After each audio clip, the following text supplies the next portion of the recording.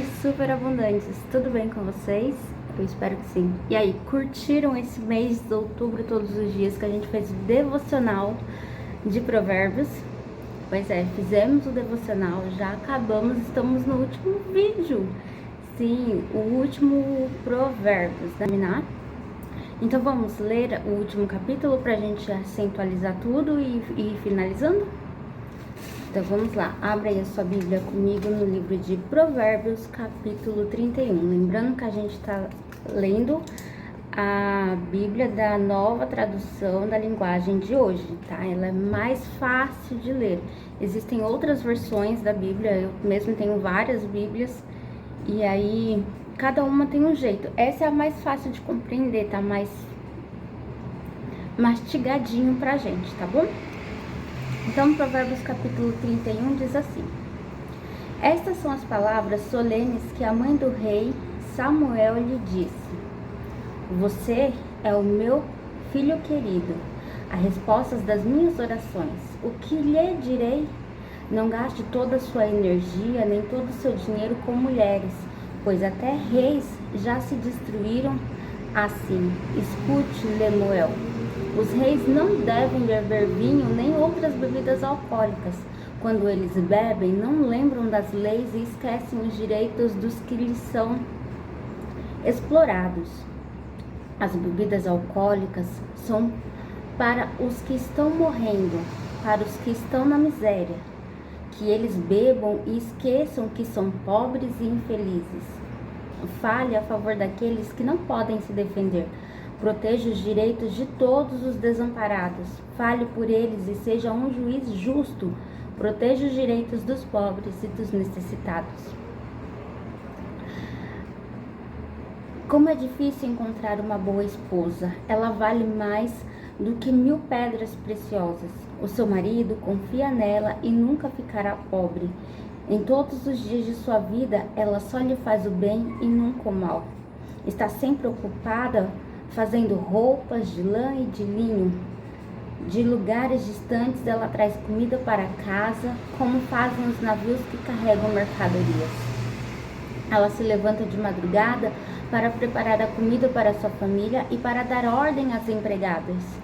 Examina e compra uma propriedade com o dinheiro que ganhou e faz nela uma plantação de uvas. É esforçada, forte e trabalhadora. Conhece o valor de tudo que faz e trabalha até tarde da noite. Ela prepara os fios de lãs e de linho para tecer as suas próprias roupas. Ajuda os pobres e os necessitados. Quando faz muito frio, ela não se preocupa, porque a sua família tem agasalhos para vestir.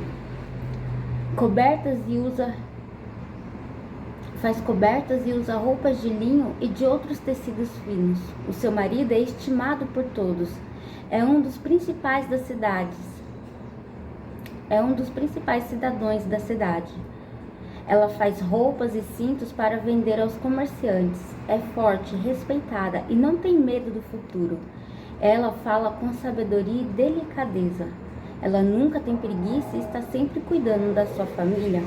Os seus filhos a respeitam e falam bem dela, e o seu marido a elogia. Ele diz: Muitas mulheres são boas esposas, mas você é a melhor de todas. A formosura é uma ilusão e a beleza acaba, mas a mulher que teme ao Senhor será elogiada. Deem a ela o que merecem por tudo que faz e que seja elogiada por todos. Muito legal. O Provérbios 31 já é um provérbio bem conhecido, exatamente porque fala aí da mulher, né? A mulher da mulher sábia que edifica sua casa, né, e tal. E é muito conhecida essa passagem, mas a gente também começa a perceber no começo do capítulo que a gente está falando de uma mãe que está dando conselho para o seu filho. Olha só que interessante, quantas vezes a gente busca conselho de pessoas de fora, de outras pessoas, e às vezes a gente esquece de perguntar para um pai, para uma mãe, né, o que eles acham, o que eles têm a opinar. Normalmente eles estão certos, normalmente eles conseguem ver coisas que a gente não consegue ver. Quer ver um conselho de mãe que é super válido? Ó, não ande com fulano que fulano não presta. Aí você fala, que nada, mãe, nada a ver isso daí que você tá falando. Aí pouco tempo depois aquela pessoa te maltrata, te humilha, te faz alguma coisa, e a mãe ainda vira e fala assim, te avisei, porque mães são assim, né? E aí essa mãe vai dar conselho pro seu filho, olha meu filho, não beba, olha meu filho, fuja de mulheres imorais, né? Ela vai falar lá, não gaste todo o seu dinheiro com mulheres, né? Então, seja economize, tenha juízo, seja ajuizado. E aí depois a gente vem com a parte do provérbio 31, que é mais conhecida, que fala da mulher que edifica a sua casa. Eu queria pautar aqui que essa parte do livro fala de uma mulher que é muito esforçada, de uma mulher que vende, de uma mulher que trabalha, que organiza sua casa e tudo, mas em nenhum momento essa mulher faz tudo sozinha. Vocês pararam para pensar? Porque no capítulo, no verso, deixa eu achar onde tá.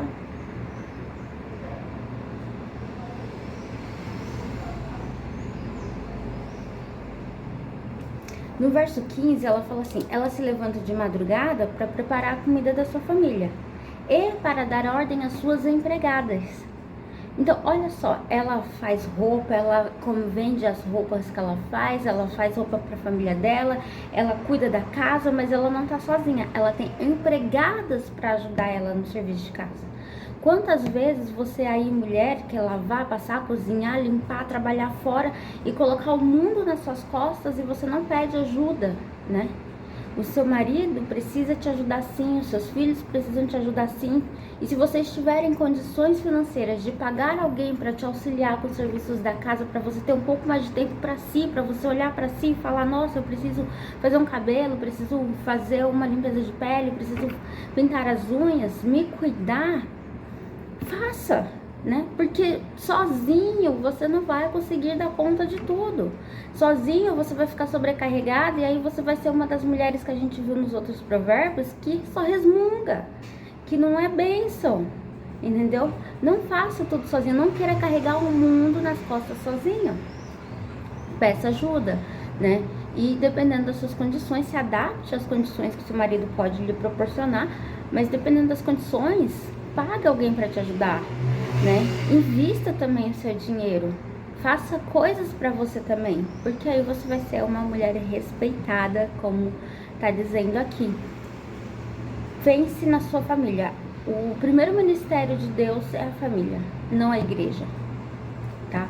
Muitas pessoas, muitas mulheres negligenciam maridos e filhos para ficar na igreja. E a gente precisa entender que para tudo tem um tempo. A Bíblia explica sobre isso. Tudo tem um tempo, né? Então tem o tempo de colher, tem o tempo de plantar. E dentro da igreja tudo tem um tempo também. Não tô falando que você tem que sair da igreja, não é isso, mas você tem um tempo, né? Então, quando é o tempo de você ficar o tempo inteiro na igreja, todos os cultos, participar de todos os grupos? Quando você tá no grupo quando você é criança e na mocidade. É tempo de você se enfiar em tudo que tem na igreja. Ah, tem grupo de louvor, tá dentro. Tem grupo de teatro, tá dentro. Tem grupo de aprender música, tá dentro. Tem grupo de evangelização. Você tem tempo para isso. Tempo. Então você tem que estar dentro de tudo. Quando você começa a se afastar um pouco dos serviços da igreja, dos grupos da igreja, quando você começa a constituir família, você casou, você precisa ter um tempo para constituir uma rotina saudável com o seu marido. Não é ficar todos os dias, 24 horas atendendo a igreja. Vocês não trabalham para a igreja, vocês não são pastores, líderes da igreja, né? Vocês têm obrigação com Deus, mas isso vocês podem fazer dentro de casa. Quantas famílias, quantos maridos e esposas não sentam para fazer devocionais assim, né? Porque pensam que tem que fazer só na igreja. E você tem que fazer isso dentro da sua casa, né? E aí, o que acontece? Esse momento é o momento que você começa a distanciar. Então, você vai participar só do grupo das senhoras. Então, se você é líder de algum grupo, você vai participar daquelas reuniões do grupo, daqueles ensaios do grupo. Mas você não vai estar mais toda hora dentro da igreja. Por quê? Porque agora você tem uma casa para cuidar. Você tem uma família para constituir. Então você precisa cuidar do primeiro ministério de Deus, que é a família, está lá em Gênesis. Depois, quando você tem os filhos, você tem os filhos para cuidar. Então você tem que levar os seus filhos para a igreja, você tem que cuidar de ensinar o caminho certo para os seus filhos. E isso demanda tempo. Por isso que você não pode deixar seu filho sozinho dentro de casa correndo perigo para ficar dentro da igreja. Dia e noite, todos os cultos para ir, por exemplo, subir no monte. Entendeu? Existe tempo para todas as coisas. Aí depois que seus filhos já estiverem grandinhos, que eles souberem fazer as coisas bonitinhas, aí você pode voltar. E aí quando você volta, você traz uma experiência, porque você adquiriu conhecimento de vida. E aí você pode ensinar, como diz a própria palavra, ensinar os outros sobre aquilo. E aí você pode voltar e regressar ali a ter mais atividades dentro da igreja. Porque para tudo tem um tempo, entendeu? E aí a gente vê essa mulher aqui de Provérbios muito sábia nesse sentido, porque para ela tudo tem tempo. Ela se prepara no inverno, ela se prepara no verão e na primavera, para o inverno e para o outono. Ela prepara os recursos financeiros da casa dela para não faltar. Ela coloca as pessoas para ajudar ela, para ela ter tempo para si, para ela poder andar muito bem vestida, muito bem cuidada. Ela se cuida, por quê? Porque ela anda com vestes de tecidos de linho fino e tecidos preciosos. Está escrito na Bíblia, né? Então, como que ela faz isso? Ela faz isso porque ela entendeu que para tudo existe um tempo. Para tudo existe um determinado... Para tudo existe um tempo. Existe o tempo de colher, existe o tempo de plantar, existe o tempo de colher. Então, tudo tem o tempo. E ela determinou que tem o tempo para ela, tem o tempo da família dela. E com certeza essa mulher, ao ajudar os necessitados e os pobres, como está escrito, ela também está fazendo a obra de Deus. Vocês entendem? Ou seja, ela também tem tempo para Deus. Quantas de vocês, às vezes, eu falo por mim mesma, quantas vezes a gente acha que tem tempo para Deus e não tem, porque a gente vive na maior correria. Quantas vezes a gente acha que tá tratando bem nossos familiares, nossa família, e não tá, porque tá só fazendo coisas que as demandas do mundo exigem, as demandas de dentro da igreja exigem, e a gente negligenciando nossos filhos, nossos esposos, nossos pais, porque a gente está só dentro da igreja. Então a gente tem que ter sabedoria. E o livro de Provérbios acentuou isso. Tenha conhecimento, tenha sabedoria, adquira a sabedoria, que você vai ser sábio, seja uma pessoa correta. E o tempo inteiro frisando a mesma coisa. Então a gente passou 31 capítulos, ou seja, 31 dias aprendendo sempre as mesmas coisas. E Paulo diz, eu não me canso de dizer sempre as mesmas coisas. A gente vai ter que sempre repetir as mesmas coisas, né? Para poder aprender, a gente precisa andar nos caminhos do Senhor, a gente precisa temer ao Senhor, respeitar o Senhor, fazer a vontade do Senhor. E ainda que a gente faça as nossas vontades, que isso sirva de conhecimento, de entendimento, para a gente poder fazer a vontade do Senhor, ensinar as outras pessoas, né? Então a gente erra, aprende, ensina os outros a não errarem naquilo dali. Então a gente precisa tomar cuidado com quem a gente anda, com quem a gente faz parceria, que a gente precisa ter conhecimento com o nosso dinheiro para que ele possa prosperar, que a gente não tenha ambição, que isso corroa o nosso coração, mas que a gente tenha sim sabedoria para viver em abundância, porque a Bíblia fala de viver em abundância. Mas com tudo isso a gente entenda que tem tempo para tudo, que tem certas amizades que são boas, tem certas amizades que não são, que tem amigos que são chegados mais que irmãos. E a gente já viu tudo isso.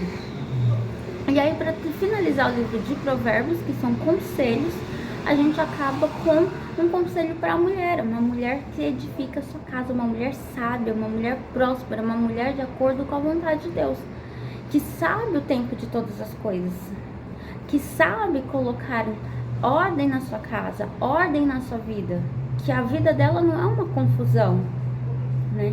É uma mulher que ela sabe educar os seus filhos, ela sabe corrigir os seus filhos, ela sabe aconselhar os seus filhos para o caminho certo. É uma mulher que ela tem paciência, é uma mulher que ela é elogiada pelos seus filhos, ela é elogiada pelo seu marido, porque ela é uma mulher temente a Deus, mas não só por isso, mas porque ela sabe que tem tempo para todas as coisas. E aí a gente entende porque que a Bíblia é um manual de vida pra gente, de conselhos pra gente, porque ela perpassa todas as áreas. Então, só nesses 31 dias a gente aprendeu sobre finanças, a gente aprendeu sobre relacionamento, a gente aprendeu sobre comunicação, a gente aprendeu sobre o poder das palavras que entram em comunicação, a gente aprendeu a temer a Deus, a buscar sabedoria, a gente aprendeu como ser uma mulher respeitada, como não ser uma mulher imoral. A gente aprendeu como viver em relacionamentos, no casamento, por exemplo, ou com amizades. A gente aprendeu a cuidar dos nossos negócios em pouquíssimo tempo. Por quê? Porque a Bíblia veio trazendo isso dentro do livro de Provérbios, várias lições para a vida, né? Em Provérbios 31, a gente também vê a mãe do Lemuel. Deixa eu só conferir se é Lemuel mesmo. Lemuel. A mãe do Lemuel, ela vem falando pra ele, olha, não beba bebidas alcoólicas, porque as bebidas alcoólicas se destroem, são para as pessoas que são pobres e miseráveis e blá blá blá. O que ela fala é um start, assim, faz assim, sabe, na minha mente. Porque ela fala uma coisa que os cientistas já comprovaram, que a psicologia já comprovou.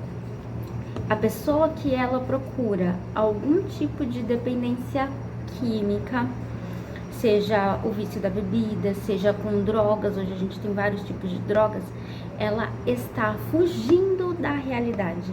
A realidade dela, na cabeça dela, é tão ruim que ela precisa usar algum entorpecente para fugir dessa realidade, para aguentar viver. Olha só que coisa mais doida, uma pessoa há anos e anos e anos atrás já estava falando sobre isso pro filho dela, olha, você não tem que fugir da sua realidade, isso são para aquelas pessoas que são pobres e miseráveis, que não conseguem viver na sua realidade, né? Então você tem que ser fiel a Deus e entender que a vida não é fácil, que tem suas amarguras, tem suas tristezas, sim, mas que você não precisa fugir dela, porque isso faz você crescer e ser uma pessoa melhor. Então não consuma bebidas alcoólicas. Esses são para os doentes, para os pobres, para os miseráveis que precisam fugir da sua realidade, que precisam se entorpecer para poder viver, né? Então é muito interessante como ela vem dando esse conselho aí pro filho dela. Então não beba. E aí a gente vê nos dias de hoje quantas pessoas que são usuárias de medicamentos, que são usuárias de drogas, de bebidas alcoólicas, que fazem isso para fugir de uma realidade. Inclusive, eu mesma sou usuária de medicamentos, né? Eu tô com diabetes, então eu tenho que usar medicamento para diabetes. E isso é fugir da minha realidade, porque medicamentos vêm para remediar, não vem para te curar. Se eu quiser ser curada do diabetes, eu preciso melhorar minha alimentação, praticar esportes e assim melhorar minha alimentação, praticar esportes e ter uma vida saudável, para não ter que tomar remédios que me remediam. Então eu tenho que encarar a realidade. Qual que é a realidade que eu não quero encarar? Que eu tenho que largar a mão de ter preguicinha e ir lá malhar todos os dias, que eu tenho que largar a mão de ter preguicinha e ir lá cozinhar uma alimentação saudável todos os dias, porque a gente quer tudo na mão, né? A gente compra as coisas, compra muito fast food, né? Então, porque facilita a vida, a gente tá cansado, mas assim, é uma escolha, né? Qual a escolha, qual a consequência dessa escolha? A gente precisa ter noção dessas consequências. Eu quero fugir da minha realidade, que é ter que me cuidar, ter que cozinhar, fazer a comida certinho todos os dias, procurar me alimentar melhor e mais saudável, como eu sempre falei aqui no canal, fazer exercícios físicos e me curar dessa doença, ou eu prefiro escolher tomar remédios o resto da vida, ser entorpecida por um medicamento, em vez de mudar a minha vida, encarar a minha realidade e falar, não, eu preciso fazer isso daqui por mim, né? Então, eu falo de mim porque às vezes a gente fala de uma pessoa, às vezes a gente dá um exemplo e as pessoas aí do outro lado da tela falam, você não me entende. E sim, eu entendo. Às vezes eu não te entendo porque que você usa uma droga, uma maconha, sei lá, outro êxtase, por exemplo, ou uma bebida, né? Talvez eu não entenda isso porque eu não consumo isso, mas eu também consumo algo que é ruim para o meu corpo, né? Porque eu também estou fugindo da minha realidade. É a mesma situação. A diferença é o tipo de droga que a gente está consumindo. A minha droga é lícita, né? O médico prescreveu, mas ainda assim eu tô fugindo da minha realidade. Que a realidade seria tomar vergonha na cara, ir lá malhar, ir lá cozinhar, fazer a comida bonitinha, do jeito que eu ensino aqui pra vocês, pra me cuidar, né? Então por isso que eu saí das redes sociais, por isso que eu estou me cuidando. Eu tomei vergonha na cara e falei, vou fazer. Dá mais trabalho? Dá. Eu tô cansada, mas é o jeito que tem pra me curar. Realmente me curar, para encarar a minha realidade e falar, eu vou mudar isso daqui. Não me entorpecer e mascarar como se eu não tivesse problema nenhum. E é o que as drogas fazem, mascaram a sua realidade como se você não tivesse problema nenhum. E você precisa encarar essa realidade para mudar, para evoluir, né? É por isso que a Bíblia vem falando, né? Não faça isso, encare a realidade, viva hoje e se preocupe com os problemas de hoje, não com os problemas do futuro. O amanhã pertence a Deus e vem acentuando isso. Então é muito legal o que a gente está aprendendo aqui durante esses 31 dias e o que a gente aprendeu hoje no livro do capítulo 30, no livro de Provérbios, no capítulo 31. Bem, acabamos, né? Finalizamos aqui o livro de Provérbios. A gente, lembrando, estamos usando a linguagem dos dias de hoje, que é mais atual, mais facilitada para a gente poder entender. Se você gostou desses devocionais, já deixa aqui seu like, se inscreve no canal, compartilha com seus amigos e a gente... Então, por hoje é só. A gente se vê então no próximo vídeo. Grande beijo.